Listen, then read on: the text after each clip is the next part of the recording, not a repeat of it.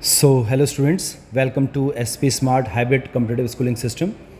And today is your day 12 for NEET Direct classes, 12th class.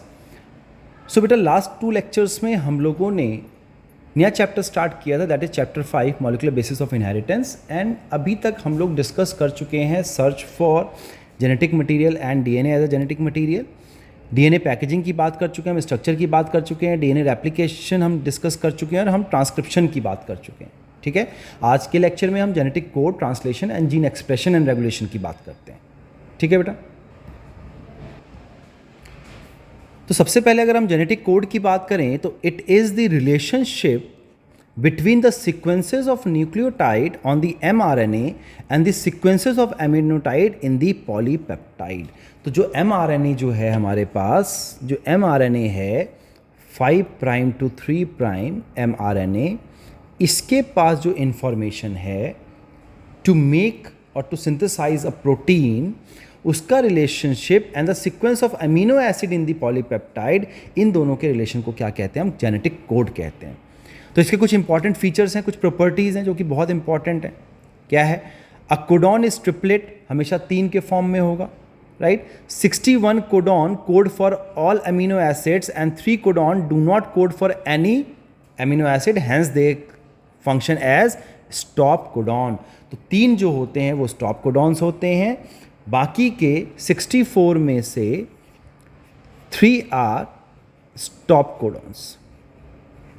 तो code कितने करेंगे? सिर्फ 61 जो है वो कोड करेंगे किसी अमीनो एसिड के लिए.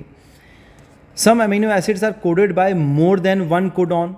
कुछ अमीनो एसिड जो होते हैं एक से ज़्यादा कोडॉन से कोड होते हैं, तो that's why the code is degenerate, इसलिए इसको हम डीजनरेट कहते हैं. Genetic code is unambiguous and specific. Means क्या है? अनएम्बिग्यूअस का मतलब क्या है? एक कोडॉन जो है वो सिर्फ एक ही अमीनो एसिड को कोड करेगा and is red in a contiguous fashion without any punctuation mark. कोई भी कॉमा नहीं लगता है, कोई भी पंक्चुएशन मार्क नहीं लगता है. That's why it is unambiguous and specific. तो एक अमीनो एसिड बहुत सारे कोडॉन से कोड हो सकता है, बट एक कोडॉन किसी एक ही अमीनो एसिड को कोड करेगा. ठीक है बेटा. Next one is the genetic code is nearly universal. Nearly universal क्या बोल रहा है? 1 codon codes for the same amino acid in all the organism. चाहे हम बैक्टीरिया से लेके मैमेलिया तक की बात करें, तो जो जेनेटिक कोड है इट इज़ नियरली यूनिवर्सल, सब में एक जैसा ही. जहाँ पे जो स्टॉप कोडॉन है वही स्टॉप कोडॉन लगभग सारे के सारे ऑर्गेनिजम्स में हो. जिस से स्टार्टिंग होनी है, for example methionine is the start codon, AUG है ना, तो वो सब में जो है स्टार्टिंग कोडॉन जो होगा वो मिथ्योनिन ही रहेगा.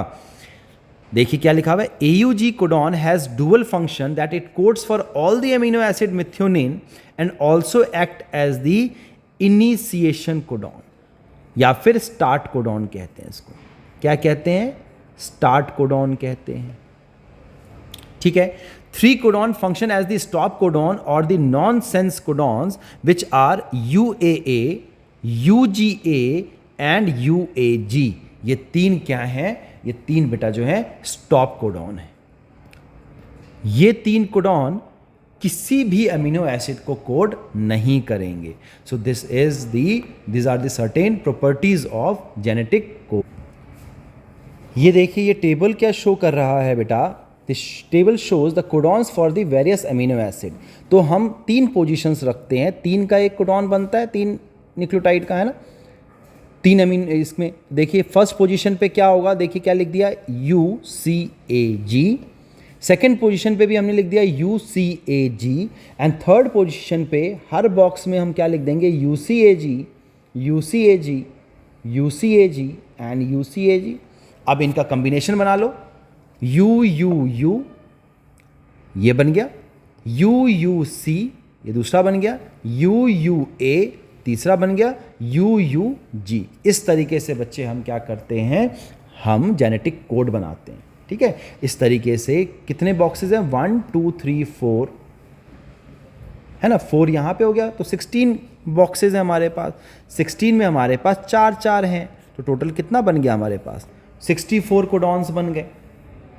राइट। तो यहाँ पे आप ये देखेंगे कि फिनाइल एलानिन को कौन कर रहा है, यूसी कर रहा है, ल्यूसिन के लिए इतने सारे हैं, है ना। मिथ्योनिन जो है AUG मिथ्योनिन को भी कोड करता है और स्टार्ट कोडॉन भी है, स्टार्ट भी इससे हो रहा है।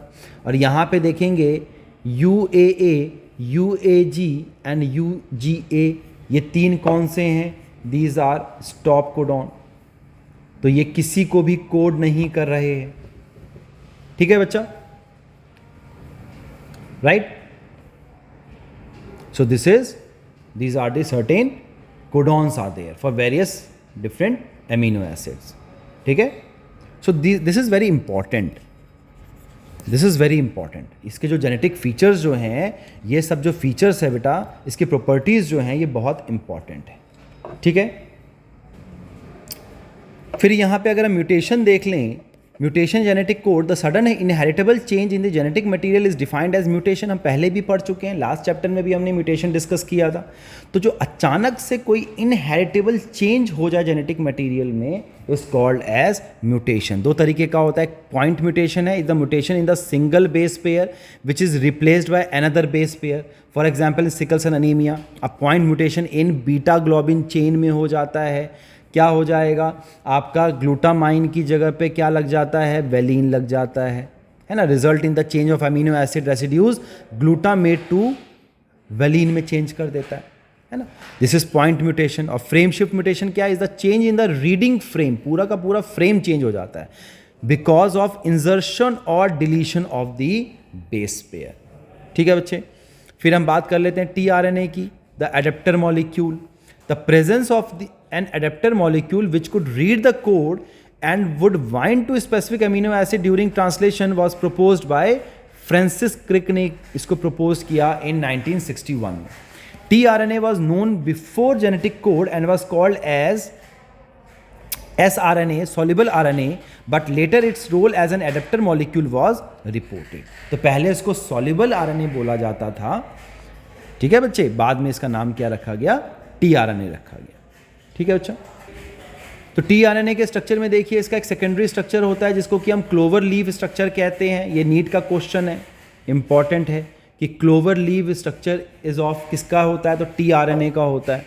कैसा है, सेकेंडरी स्ट्रक्चर है, but it's 3 dimensional structure depicts it an inverted L shaped molecule. तो जो इसका 3D स्ट्रक्चर जो है बताता है कि जो इसका स्ट्रक्चर है वो बेसिकली एल शेप्ड मॉलिक्यूल है।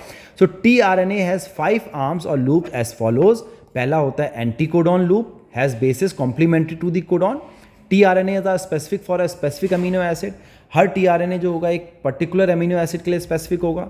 Amino acid acceptor end where amino acid binds, जहाँ पे एक ऐसा एक्सेप्टर एंड होगा जिसपे कि अमीनो एसिड आके बाइंड करेगा। टी लूप होता है helps in binding to ribosomes, ribosome से बाइंड करने के लिए हेल्प करता है T loop. D loop present होता है helps in binding the amino acetyl synthase, जो एंजाइम चाहिए, ठीक है। और वेरिएबल लूप होता है, is a variable in both nucleotide composition and in length. तो वेरिएबल लूप जो होता है वो वेरिएबल होता है, चेंज हो सकता है, ठीक है। So these are certain points जो कि एक किसी भी tRNA के स्ट्रक्चर में प्रेजेंट होगा। ये देखिए बेटा, ये एक स्ट्रक्चर दिया गया है, तो यहाँ पे ये देखेंगे ये डी लूप प्रेजेंट है, यहाँ पे टी लूप प्रेजेंट है, यहाँ पे एक अमाइनो एसिड अटैचमेंट साइट है जहाँ पे अमाइनो एसिड अटैच करेगा, यहाँ पे एक्सेप्टर स्टेम है, यहाँ पे एंटीकोडॉन प्रेजेंट होता है यहाँ पर इस जगह पे, ठीक है। यहाँ पे वॉवल पोजीशन है, यहाँ पे एंटीकोडॉन लूप प्रेजेंट है और यहाँ पे क्या प्रेजेंट है, वेरिएबल लूप प्रेजेंट है। तो यहाँ पे एंटीकोडॉन और यहाँ पे एंटीकोडॉन स्टेम प्रेजेंट। तो यही चीज़ हमने बात की, एंटीकोडॉन लूप की बात की हमने, जो कि ये प्रेजेंट, अमीनो एसिड एक्सेप्टर यहाँ पे आ गया, एक्सेप्टर स्टेम आ गया, टी लूप आ गया, यहाँ पे टी लूप और यहाँ पे डी लूप आ गया हमारे पास, और वेरिएबल लूप आ गया जो कि ये हमारे पास वेरिएबल लूप है। सो this is the structure, very important. इस स्ट्रक्चर को याद रखेंगे, बोर्ड में ये क्वेश्चन पूछा जा सकता है ना, या फिर एल शेप्ड मॉलिक्यूल या क्लोवर लीव स्ट्रक्चर भी पूछा जा सकता है, ठीक है बच्चे।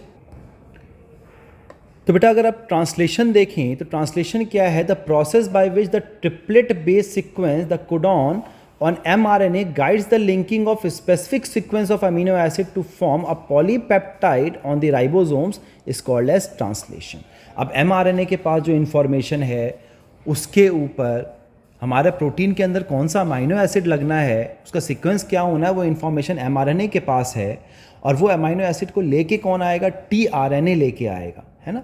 और इन डिफरेंट अमाइनो एसिड के बीच में बॉन्ड कौन बनाएगा, पेप्टाइड बॉन्ड कौन बनाएगा, तो वो राइबोसोमल आरएनए बनाएगा।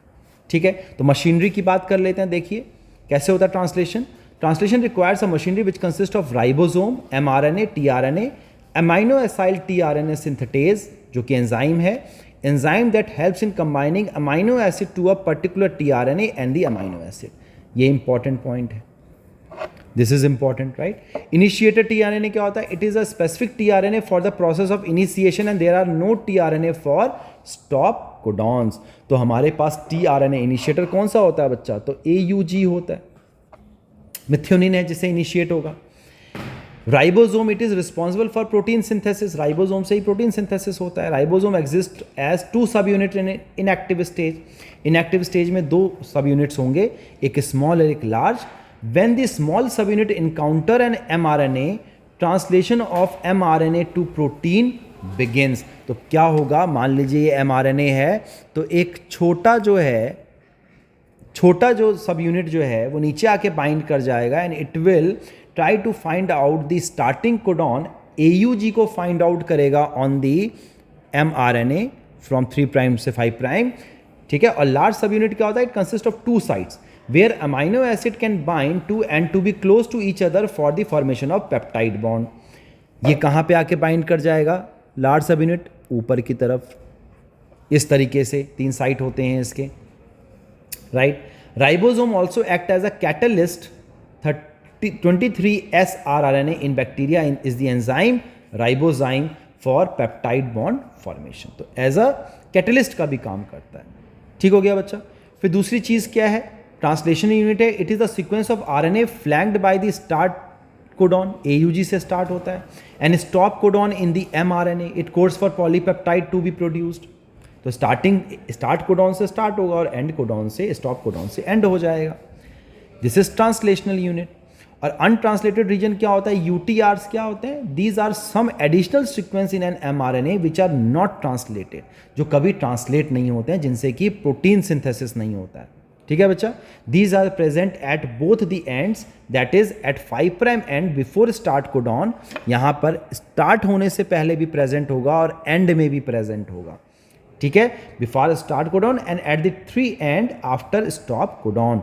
These improve the efficiency of translational process. तो यूटीआर्स का काम क्या होता है, एफिशिएंसी को बढ़ाता है, ट्रांसलेशनल प्रोसेस को। ठीक है बच्चा।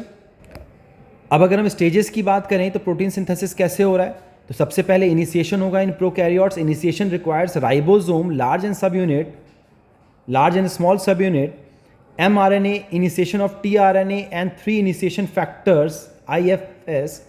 For initiation to take place, the ribosome first bind to the mRNA at the start codon AUG। कहाँ पे bind कर जाता है, ये bind कर जाता है बच्चे AUG के पास। That is recognized only by the initiator tRNA जो है उसको recognize करता है। ठीक हो गया। फिर होता है activation of amino acid. The formation of peptide bond requires energy and its first phase the amino acids are activated in the presence of ATP and linked to their cognate tRNA by a process called as charging of tRNA और amino acylation of tRNA. क्या हो जाता है, जो tRNA है सबसे पहले एक जगह पे उस पर साइट होगा जहाँ से वो क्या करेगा, वो अमीनो एसिटाइल एंजाइम जो है उसको बाइंड करवाएगा और दूसरा वो क्या कराता है, एटीपी को बाइंड कराता है। ठीक है, और तो इसी को हम जब एटीपी बाइंड होगा उसको हम कहते हैं चार्जिंग ऑफ टीआरएनए, यानी कि amino acylation of tRNA in the presence of ATP and magnesium ion. Amino acid becomes activated by binding with amino acyl tRNA synthetase. इसके साथ very important charging of amino acid पे question आ जाता है। इस चीज़ को बहुत सारे PYQs आए हुए हैं। आप बात करें बोर्ड एग्जामिनेशन के पॉइंट ऑफ व्यू से या किसी भी एंट्रेंस एग्जामिनेशन के पॉइंट ऑफ व्यू से, दिस इज़ वेरी इंपॉर्टेंट। ठीक है, अब क्या बन गया हमारे पास, the amino acid AMP enzyme complex is called as activated amino acid. ये एक्टिवेट हो गया अमीनो एसिड। अब ये क्या करेगा, जाके बाइंड करेगा। इलोंगेशन ऑफ पॉलीपेप्टाइड चेन कैसे होगा? In this step another charged amino acyl tRNA complex bind to the A site of the ribosome. A site पे जाके बाइंड हो जाएगा। 3 साइट है, इस तरीके से 3 साइट है ना। तो यहां पर सबसे पहले क्या है? एक्टिवेटर साइट है, ए साइट प्रेजेंट है, ठीक है। A peptide bond form between carboxyl group COH of the amino acid at P site. कहां पे हो रहा है? इस साइट पे हो रहा है, पी साइट पे हो रहा है। An amino acid group, amino group of amino acid at the A site. और ए साइट पे, ए साइट की तरफ किस पे बाइंड होगा? अमीनो ग्रुप के साथ बाइंड होगा। और पी साइट पे किसकी तरफ बाइंड होगा? कार्बोक्सिल ग्रुप के साथ बाइंड होगा, ठीक है। In a reaction catalysed by the enzyme peptidyl transferase. Peptidyl transferase यही पेप्टाइड बॉन्ड बना रहा है, ठीक है बच्चा। और यहाँ पे ये वाला साइड क्या होता है? एग्जिट हो जाता है। यहाँ पे टीआरएनए क्या करेगा? अमाइनो एसिड यहाँ पे देगा, यहाँ पे पेप्टाइड बॉन्ड बनेगा और यहाँ से वो टीआरएनए बाहर चला जाएगा, एग्जिट कर जाएगा। During this stage ribosomes move from one codon to the another codon along the mRNA in a 5' to 3' direction. Amino acids are then added one by one in the sequence of codons and translated into a polypeptide sequence dictated by DNA and represented by mRNA. इस तरीके से एक एक करके tRNA आता जाएगा और जिस अमीनो एसिड की ज़रूरत होगी इस सीक्वेंस के अंदर, जिसका इंफॉर्मेशन mRNA देगा, एक एक करके अमीनो एसिड आपस में पेप्टाइड बॉन्ड से जुड़ते जाएंगे, ठीक है, पॉलीपेप्टाइड बनाएगा। Last one is termination of polypeptide. When the A site of the ribosome reaches a termination codon, then no tRNA bind to the A site of the ribosome. जैसे ही stop codon आ जाएगा, कोई भी tRNA जो है इस A site पे आके bind नहीं करेगा। At the end a release factor, कौन सा फैक्टर है? रिलीज फैक्टर बाइंड होता है to the stop codon and which terminates translation and releases the complete polypeptide from the ribosomes. पूरे कंप्लीट पॉलीपेप्टाइड को जो हमारे पास डिफरेंट सीक्वेंस बना है इस तरीके से एक एक अमाइनो एसिड को जोड़ के ये क्या कर जाता है? ये पॉलीपेप्टाइड रिलीज हो जाता है, ठीक है। This is the process of translation and this is how a polypeptide get formed and protein get synthesised. Clear? अब हम बात कर लेते हैं रेगुलेशन ऑफ जीन एक्सप्रेशन की। वेरी इंपॉर्टेंट क्वेश्चन, बोर्ड के पॉइंट ऑफ व्यू से, नीट में भी क्वेश्चन आता है। तो जीन एक्सप्रेशन होता क्या है? Gene expression results in the formation of the polypeptide, ठीक है। Gene regulation is the mechanism of switching off and switching on of the genes depending upon the requirement of the cell and the stages of the development. The regulation of gene expression में occur at the various level. किसी भी gene का जो expression है, अगर हमें वो उस जीन को एक्सप्रेस कराना है तो जो सिग्नल आएगा उसको स्विच ऑन करने का आएगा, और अगर किसी जीन की ज़रूरत नहीं है तो स्विच ऑफ हो जाएगा, है ना। This mechanism of switching off and switching on of the genes based on the requirements of the cells and the stages of development is called as gene regulation, ठीक है बच्चा। अलग अलग तरीके का जीन रेगुलेशन होता है। यूकैरियोट्स में क्या है? It take place at the following levels. कब कब हो सकता है जीन रेगुलेशन? एक तो ट्रांसक्रिप्शनल लेवल पे, प्राइमरी ट्रांसक्रिप्ट इज फॉर्म्ड, वहाँ पे हो सकता है। प्रोसेसिंग लेवल पे जहाँ पे रेगुलेशन हो रहा है ऑफ स्प्लाइसिंग, जहाँ पे इंट्रॉन्स को कट कर रहे हैं पोस्ट ट्रांसक्रिप्शनल में। और तीसरा होता है बच्चे जहाँ पे transport of mRNA from nucleus to the cytoplasm. जब mRNA जो है ट्रांसपोर्ट होता है न्यूक्लियस से साइटोप्लाज्म में। और फोर्थ वन है ट्रांसलेशनल लेवल, यानी कि जहाँ पे ट्रांसलेशन हो रहा है, जहाँ पे प्रोटीन सिंथेसिस हो रहा है। तो दीज आर इंपॉर्टेंट पॉइंट, क्या क्या तरीका है ना। This is all about eukaryotes. Prokaryotes की बात करें तो control of transcriptional rate of initiation is the predominant site for control of gene expression. जहाँ पे ट्रांसक्रिप्शनल रेट हो रहा है इनिशिएशन का, वो प्रीडोमिनेंट साइट है, वहीं पे कंट्रोल होगा gene expression. In transcriptional unit, the activity of RNA polymerase at given promoter is in turn regulated by the interaction with accessory proteins which affect its ability to recognize start site. क्या होता है, किस चीज से होता है start? Operator से start होगा। The accessibility of the promoter region of prokaryotic DNA in many cases is regulated by the interaction of operators. इसीलिए इसको operons कहा जाता है। The operator region is adjacent to the promoter element in the most operons, and in most cases operator binds to the repressor protein. Each operon has its specific operator and specific repressor. For example, lac operator जो है इस present only in the lac operon and it interacts with the lac repressor only. हर किसी का जो एक operon जो होगा वो वेरी स्पेसिफिक होगा, तो स्पेसिफिक ऑपरेटर स्पेसिफिक रिप्रेसर के साथ जाके बाइंड करता है. ठीक है बच्चा. तो आपके सिलेबस में बात करनी है लैक ऑपरॉन के बारे में. किन्होंने बताया सबसे पहले? फ्रांसिस जैकब एंड जैक मेनॉर्ड ने बताया in 1961. were the first to propose the concept of transcriptionally regulated system where a polycystonic structural gene is regulated by a common promoter and regulatory genes. क्या क्या है? Such a arrangement is referred to as operon. For example, lactose के अंदर lac operon है, tryptophan के अंदर जो है टीआरपी ऑपरॉन है, एराबिनोज के अंदर एआरए ऑपरॉन है, हिस्टिडीन का हिज ऑपरॉन आएगा, वेलिन के अंदर वेल ऑपरॉन आएगा. डिफरेंट ऑपरॉन्स होते हैं. ठीक है बच्चा. यहाँ पे हम एग्जांपल ले रहे हैं लैक ऑपरॉन की, तो इसके अंदर क्या क्या होगा देखिए. एक रेगुलेटरी जीन होगा बच्चे, that is the i gene which codes for the repressor of the lac operon. The term i refers to the word inhibitor. I किसको रेफर कर रहा है?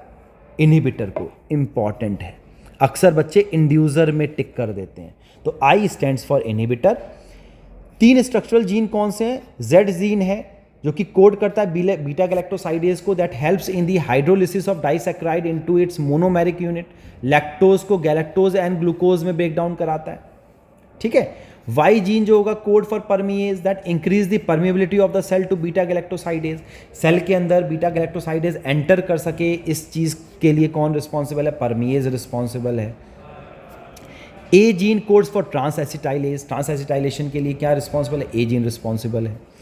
फिर इंड्यूसर होता है, इंड्यूस जो करता है, तो इंड्यूसर क्या है बच्चे?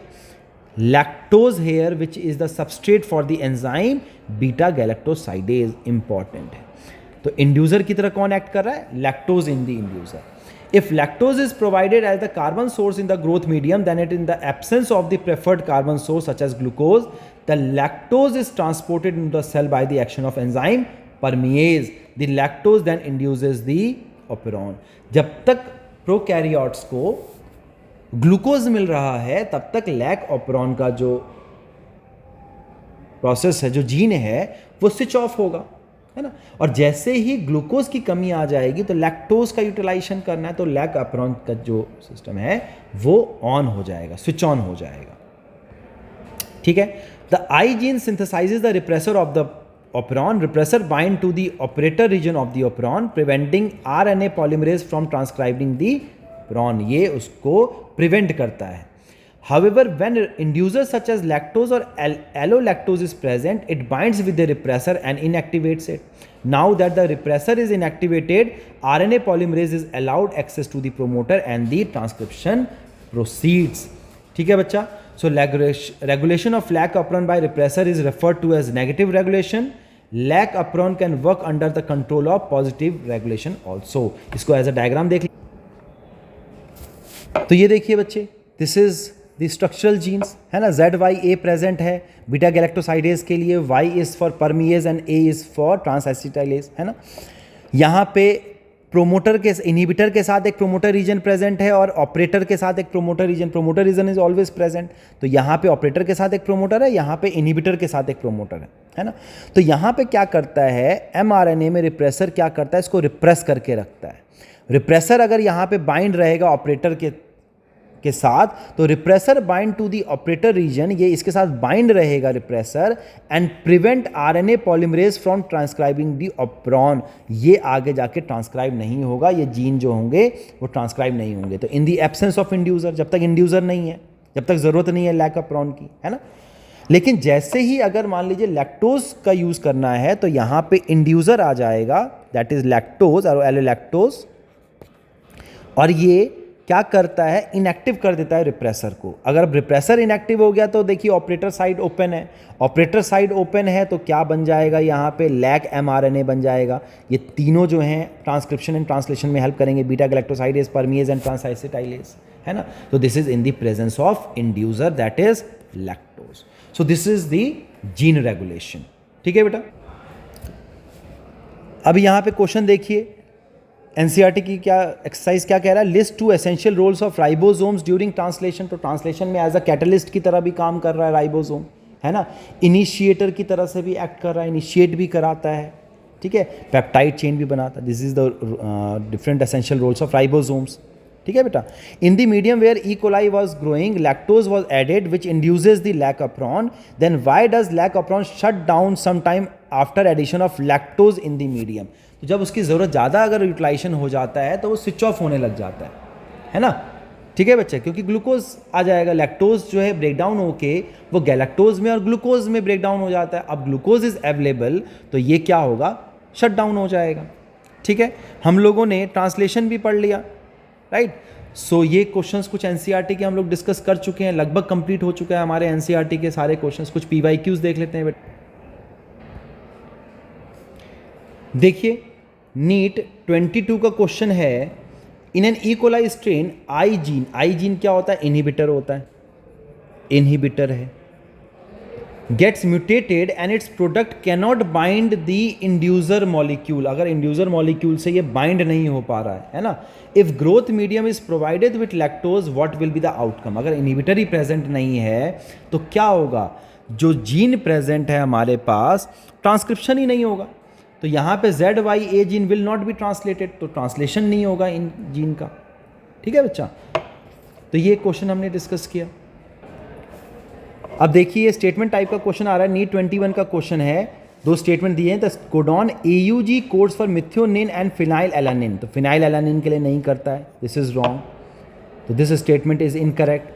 AAA and AAG both codons code for amino acid lysine, this is true. तो यहाँ पे स्टेटमेंट 3 जो आ जाएगा आपका, option 3, statement 1 is incorrect but statement 2 is true, so option 3 is the right answer.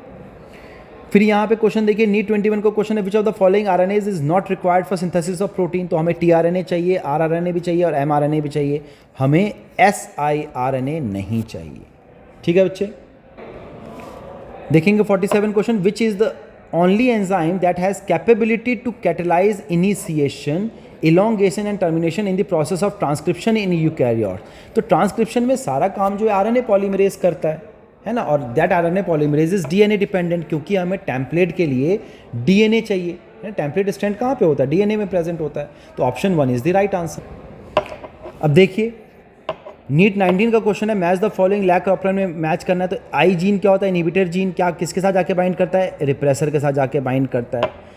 जो Z जीन है वो किसके साथ होता है, बीटा गैलेक्टोसाइडेज के को कोड करता है। ए जीन जो होगा वो किसके साथ करेगा, ए जीन जो है ट्रांस एसिटाइलेज के लिए होता है, and Y gene is for permease, permit करता है किसको, बीटा गैलेक्टोसाइडेज को। तो option 3 is the right answer, ठीक है बेटा। फिर क्वेश्चन नंबर 36 अगर देखो तो यहाँ पे क्या हो रहा है, the first phase of translation is, 2020 का क्वेश्चन है, recognition of DNA molecule, this is wrong. Amino acylation of tRNA, this is true. Amino acylation हो जाता है, चार्जिंग हो जाती है। Amino acylation is what, charging of tRNA, so option 2 is the right answer.